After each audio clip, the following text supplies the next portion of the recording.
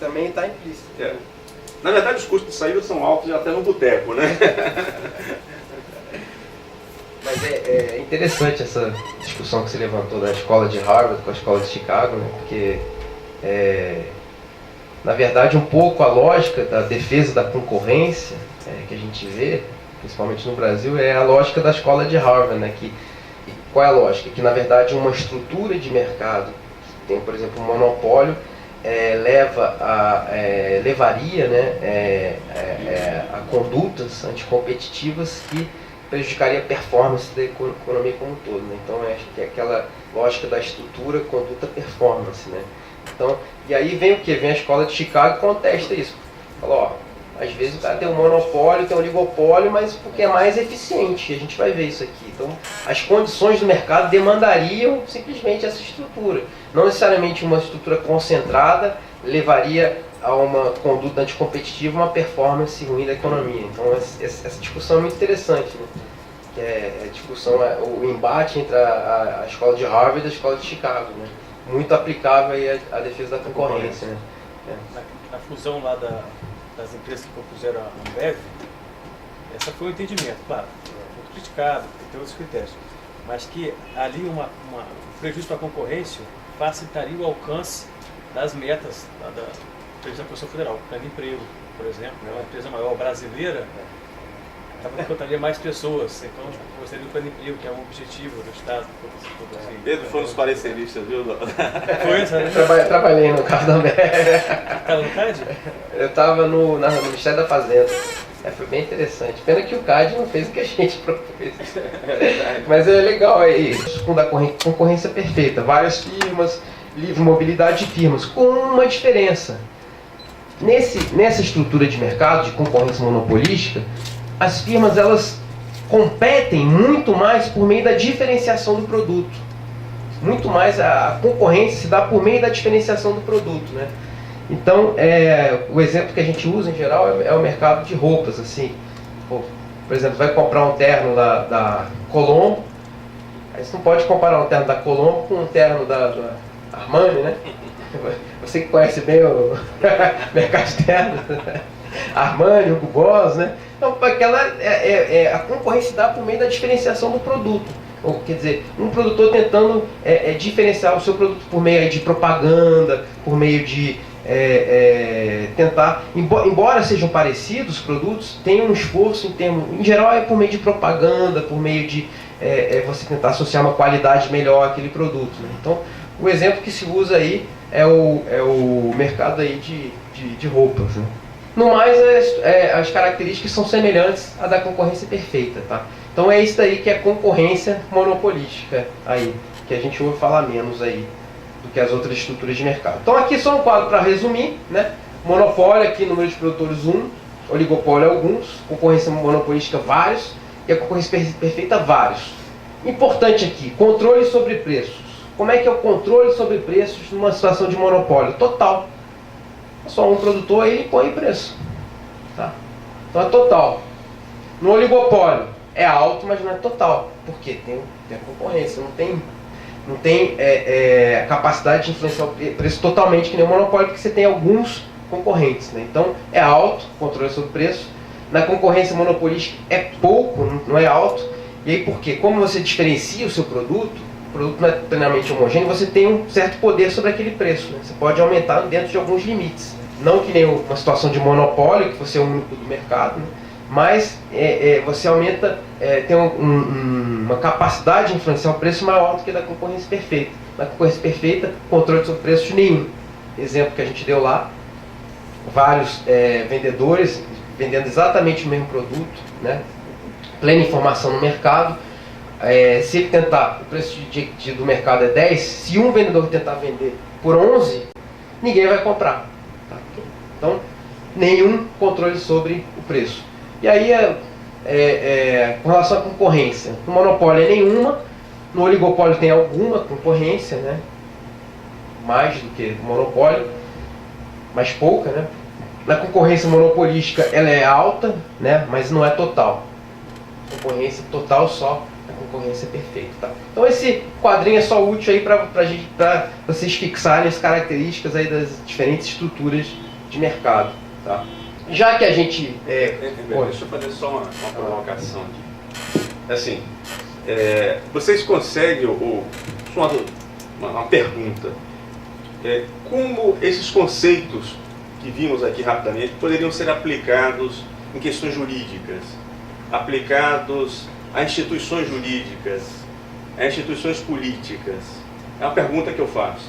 Só para ganhar um tempinho aqui também, para eu passar para outro tema correndo. Uma pergunta. É conveniente que o judiciário seja um monopolista nas decisões judiciárias? Está funcionando arbitrário, né? Eu acho que tem algumas questões. Quanto ao judiciário...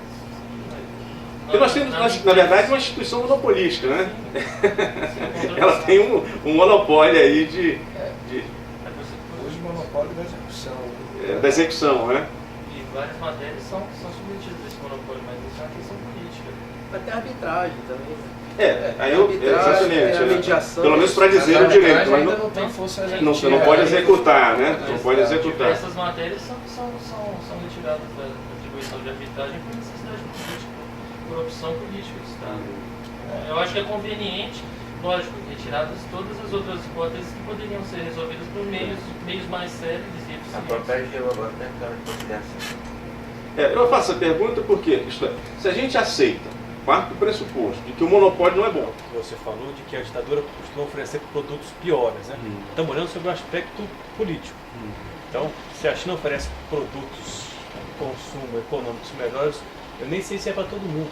Porque ontem saiu que a China passou o Japão como PIB, a né? economia do mundo, né? Mas mostrou que isso aí é em algumas partes isoladas da China. A maior parte da China é cada vez mais miserável e a população não tem qualquer opção política, porque é um partido, é uma ditadura, então a tendência é a manutenção do status quo, com a maioria da população cada vez recebendo menos, como produto político da escolha, o resultado de uma ditadura que prevaleceu ao embate político, né? Então, o produto político que a ditadura tem oferecido para a sua população é cada vez pior. Eu discordo do cada vez mais, porque eu leio algumas coisas que dizem que não é cada vez mais. Eu acho que discordo também do parâmetro, porque Japão e China são parâmetros distantes. Comparar os Estados Unidos, China, Brasil, China, são países grandes. O Japão, perto da China, é um município. Então, eu acho que o parâmetro não é adequado de comparação de Japão e China.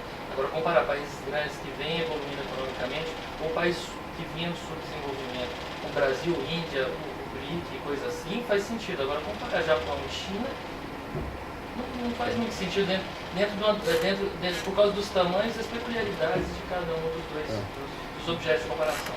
Não botando panos quentes na discussão,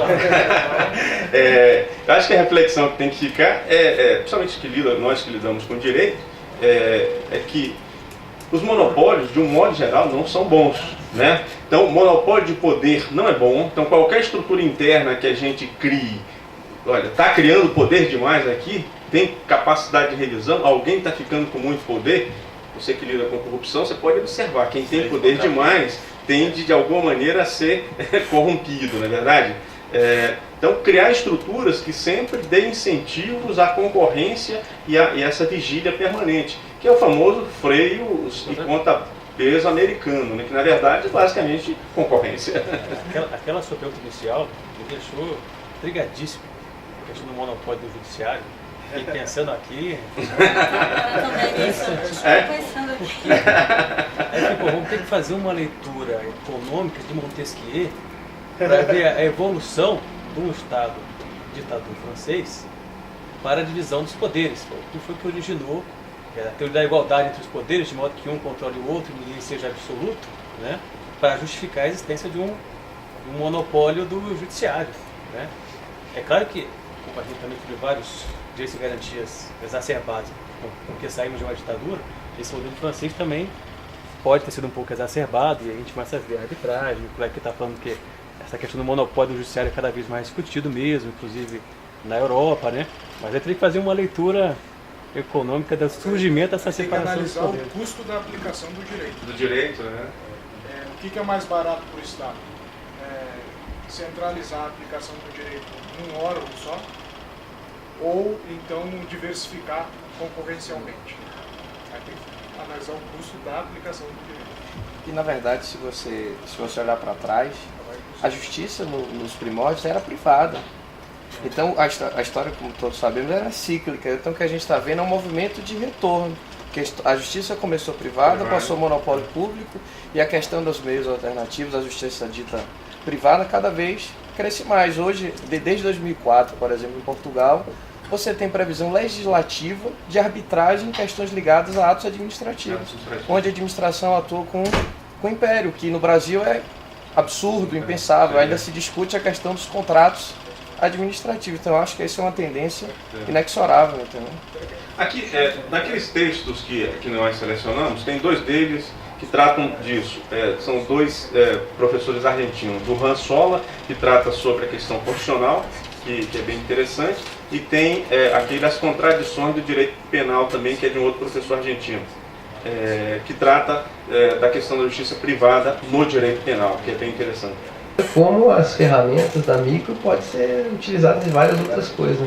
Esse exemplo aí da justiça, por exemplo, será que, por exemplo, a morosidade atual da nossa justiça, será que não tem um incentivo cada vez mais que as pessoas passem a buscar formas alternativas de solução de controvérsias, né? Então, quer dizer, isso aí é um pouco o reflexo da própria morosidade, da taxa de congestionamento da nossa justiça, né? Incapacidade de dar vazão imediata, solução dos litígios, né?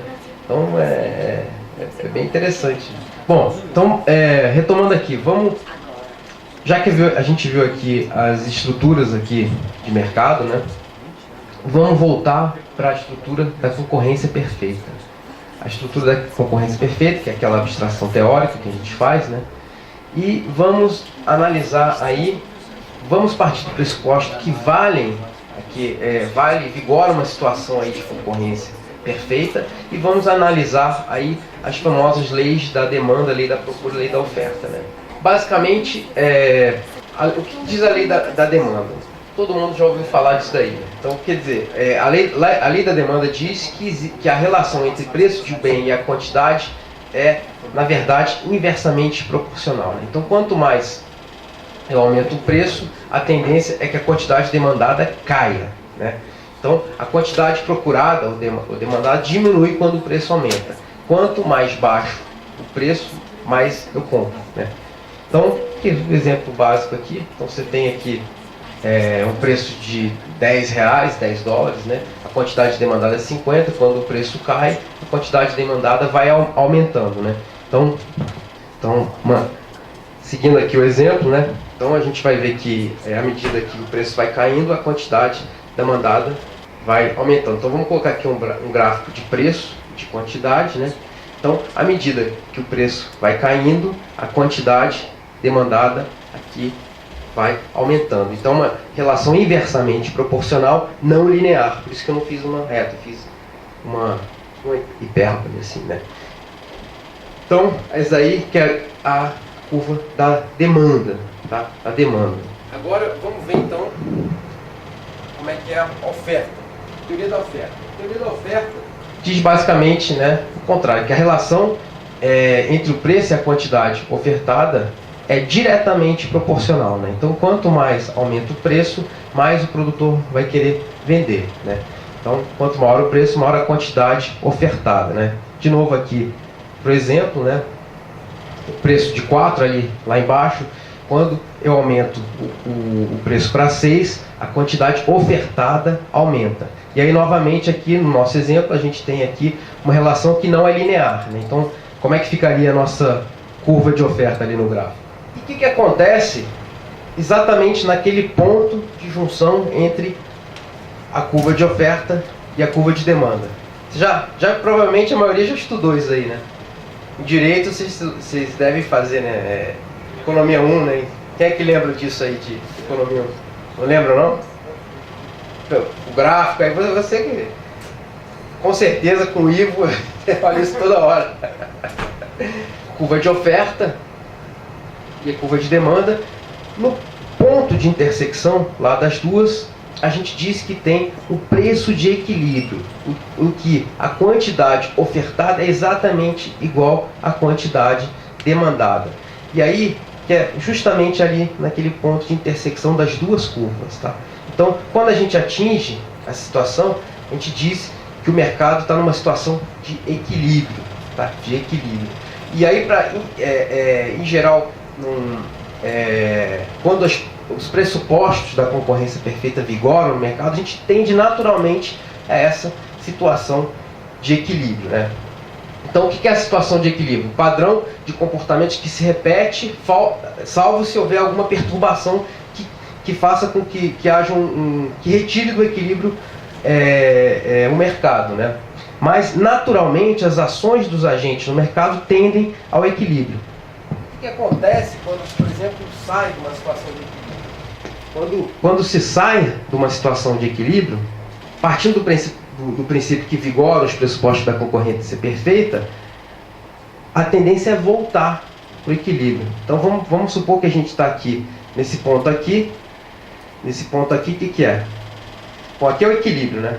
Aqui, a quantidade ofertada é exatamente igual à quantidade demandada. Preço de equilíbrio, quantidade de equilíbrio, né? Se a gente tiver com esse preço aqui, o que acontece nesse preço aqui?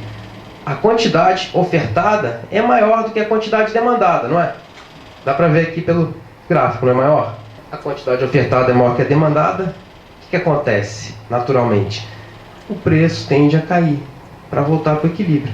Então, é uma situação que naturalmente vai tender ao equilíbrio quando se sair do equilíbrio. Né? Então, é isso que é o equilíbrio do mercado. Lembrando aí a época, o exemplo da última aula, por exemplo, o plano cruzado. O que foi o plano cruzado? Que o Wilson pediu para dar uma explicada aqui em termos gráficos. Provavelmente o que aconteceu aqui na época do plano cruzado?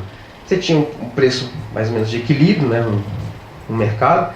Se estabeleceu aqui um tabelamento de preço aqui, P barra, vou chamar, P barra, muito provavelmente abaixo do preço do equilíbrio, né, porque para forçar os preços para baixo, né, para controlar a inflação. O que a gente tem nessa situação? A quantidade demandada é maior do que a quantidade ofertada. Tá? Então, a gente vê aqui a tendência, na época do plano cruzado, é que se formassem filas com relação aos diferentes mercados. Por quê? A fila é justamente nesse montante, é diferencial entre a quantidade demandada e a quantidade ofertada. Um outro efeito seria o quê? Racionamento. Você estava numa situação de equilíbrio aqui, né? Só que os produtores só querem ofertar essa quantidade, então retiram os bens do mercado. Então, a gente tem nitidamente aí uma situação em que uma norma indo contra as leis do mercado tendem a ter um efeito contraproducente assim, em detrimento dos próprios consumidores. Né? Então, é mais um exemplo de como a norma, como os legisladores devem levar em conta essas repercussões, né, das normas no mercado. Como é que os diferentes agentes vão reagir às normas, às legislações. Né? Então, foi o que aconteceu. Né? E aí aconteceu no Brasil, na Argentina, né, em diversos locais, e agora, hoje em dia, está acontecendo na Venezuela. Né? Na Venezuela, parece que o Hugo Chávez aí, recentemente fez uma tentativa de congelamento de preços, lógico, fracassada. Né? Então, esse daí é a situação de equilíbrio de mercado. Agora que sabemos como é que se dá o equilíbrio no mercado, é interessante a gente estudar um conceito muito útil, que é o conceito de elasticidade. Alguém já ouviu falar do conceito de elasticidade? Já? Você que estudou economia, com certeza. Né? Então, o que é elasticidade? Elasticidade é uma medida de sensibilidade, de quão sensível a quantidade reage aos preços. É isso que significa elasticidade. Né? É uma medida de sensibilidade da quantidade em relação ao preço. Então, como é que a gente calcula a elasticidade? Delta Q sobre delta P. O que é isso? Delta é variação. Né? Em outras palavras, o que é isso? A elasticidade. Elasticidade é quanto varia a quantidade quando eu vario os preços. Vamos chamar de quantidade demandada. Quanto varia a quantidade demandada quando eu vario o preço. É uma medida de sensibilidade, que é muito útil em economia. Né? Então é isso que significa elasticidade. Né? Então ele permite várias conclusões aí com relação ao sistema de preços e com relação às diferentes mercados, a elasticidade. A gente tem basicamente três tipos de elasticidade. Economistas classificaram em três tipos.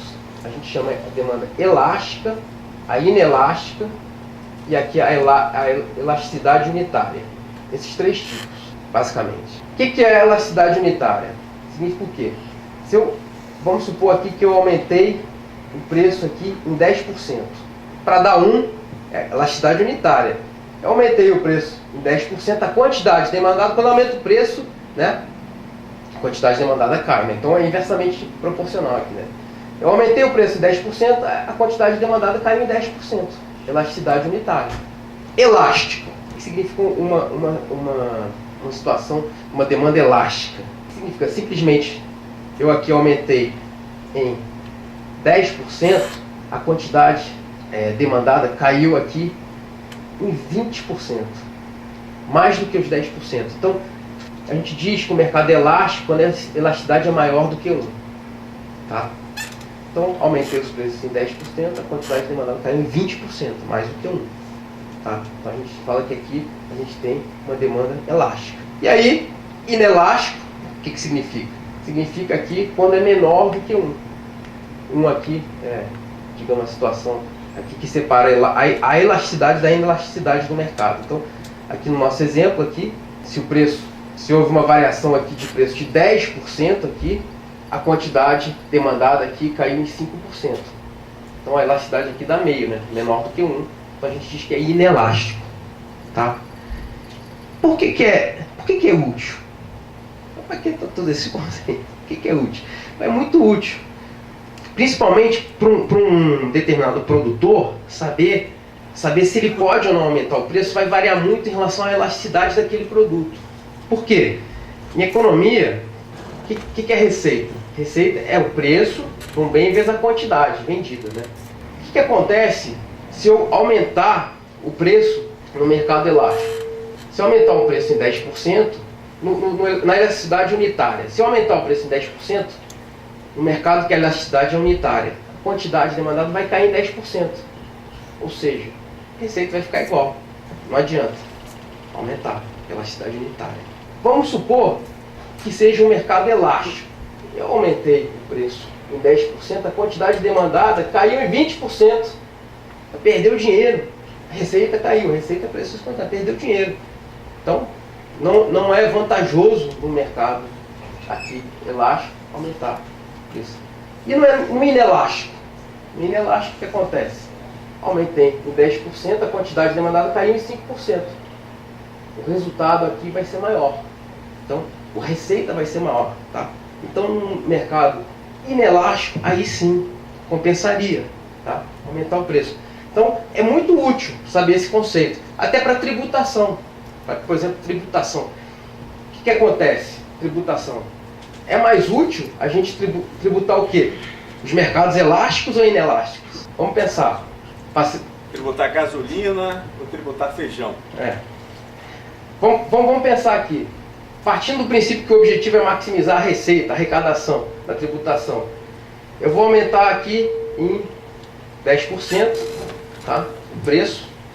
Vamos supor que tem...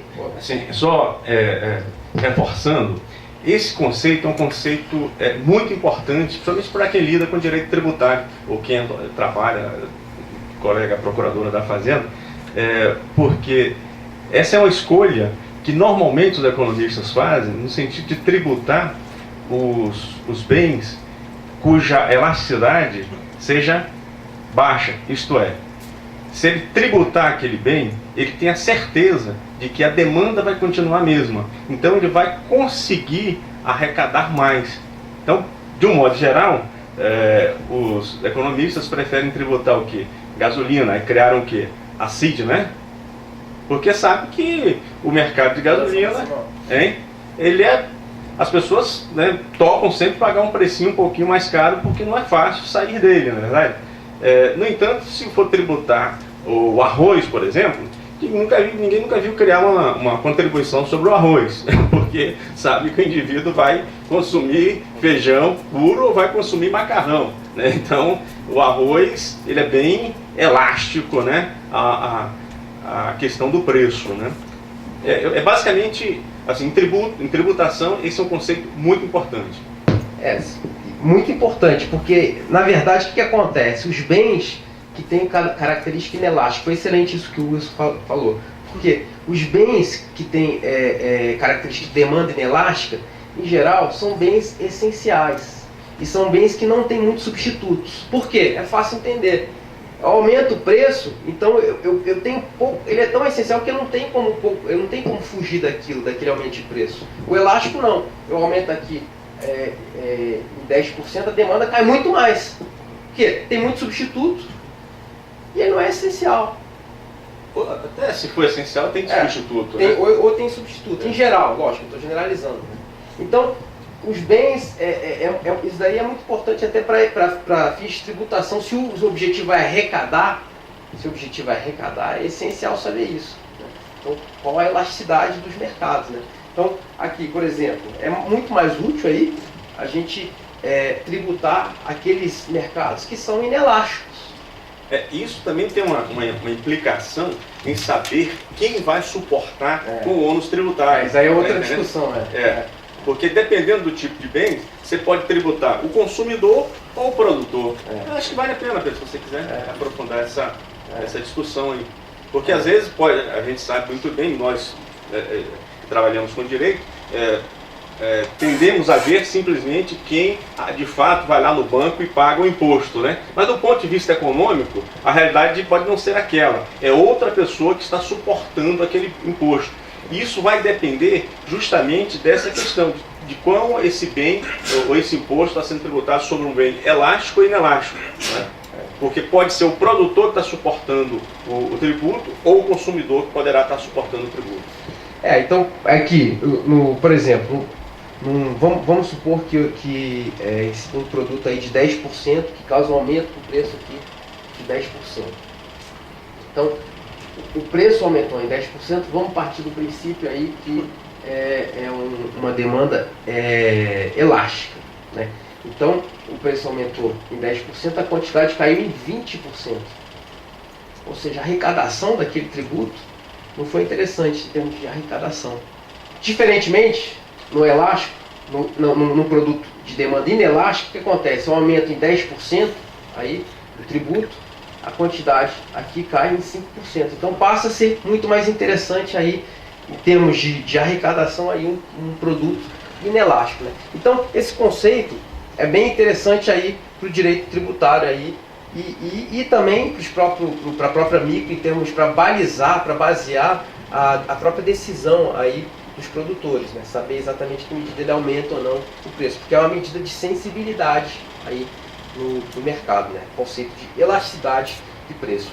Outra aplicação dele na área jurídica é na área de regulação também. Veja vocês, por exemplo, no caso de alguns tipos de medicamento. O mercado de insulina. O mercado de insulina, o que é insulina? É um bem elástico ou inelástico, por exemplo? É essencial, né? Hein?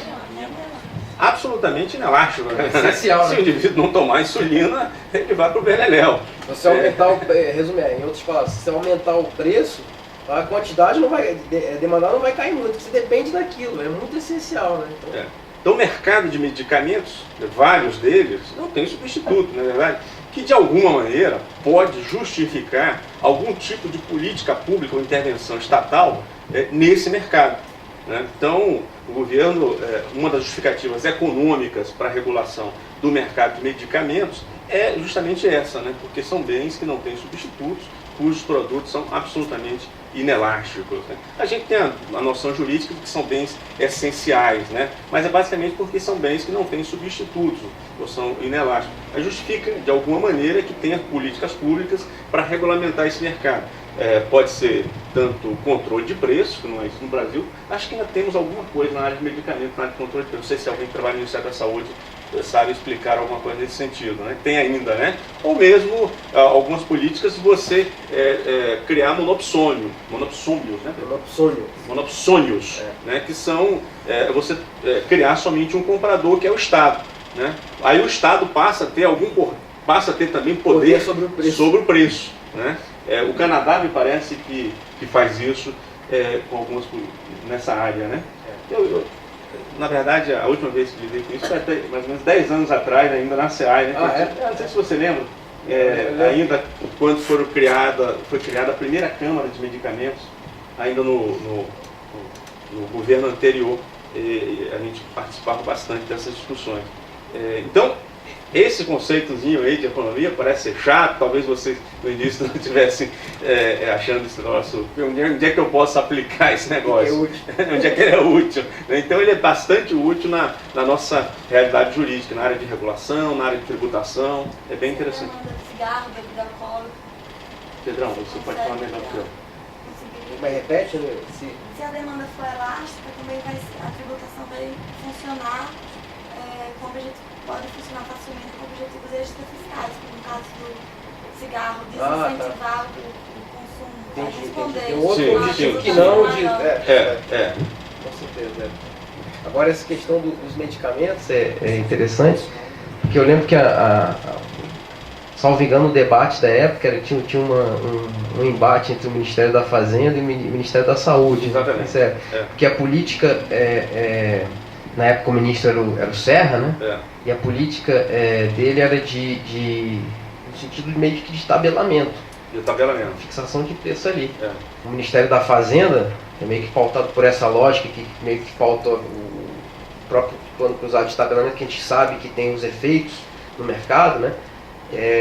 A política que o Ministério da Fazenda incentivava era justamente a de política dos genéricos, você criar maior concorrência, em vez de tabelar o preço, não, vamos estimular a concorrência, porque a gente sabe que o tabelamento de preço tem todos esses efeitos nocivos aí, que a gente já viu, né? Então, tinha esse embate. Tinha esse embate, né?